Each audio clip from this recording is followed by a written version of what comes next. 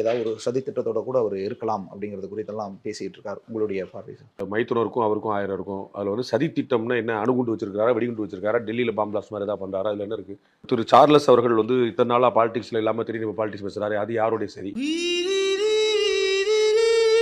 கூட இருந்தவங்களே அல்லது ரொம்ப நெருங்கிய உறவினர்களே அல்லது அரசியல் ரீதியா ரொம்ப நெருக்கமா இருந்தவங்களே இப்படி வெளியே வந்து பேசுறதுங்கும் போது அப்போ குடும்பத்துக்குள்ள உள்ள தகராறுக்கு நம்ம என்ன சார் சொல்ல முடியும்?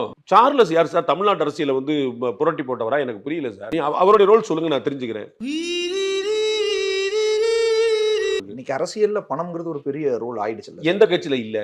அது எல்லா கட்சியும் அதான் பணம்ங்கிறது பெரிய ரோல் ஆயிடுச்சு. ஆதவர்ஜினாட்ட பணம் வந்துருச்சு, விஜய்ட்ட பணம் வந்துருச்சு, எனக்கு புரியல. யார்ட்ட பணம் இல்ல? பணம் இல்லாம யார் அரசியல் பண்ணா சொல்லுங்க. தமிழர் மணி இல்ல சார், அந்த பணம் கொடுக்கறவங்க ஒரு நோக்கத்தை வைக்கலாம்ல. நோக்கத்தை எல்லாரும் தான் வைப்பீங்க. கேட்கணும்ல. ஸ்பான்சர் பண்றவங்களா கட்சி நடத்த முடியுமா? அதானி சொல்றத மோடி கேட்பாரா, மோடி சொல்றத அதானி கேட்பாரா?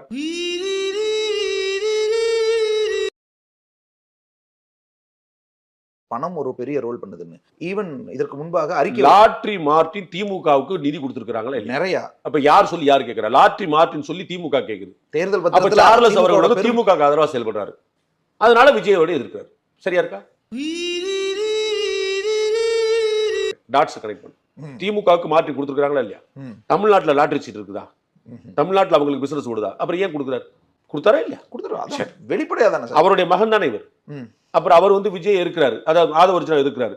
அப்ப எதுக்கு திமுக பின்னாடி சதி? ஒத்துக்கிடுவீங்களா?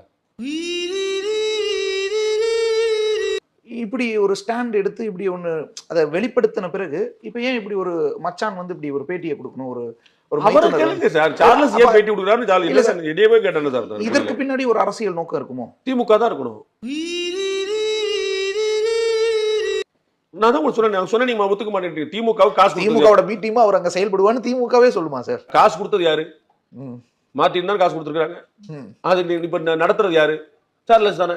திமுகவுக்கு காசு கொடுத்த ஒரு இயக்கம், ஒரு நிறுவனம் திமுக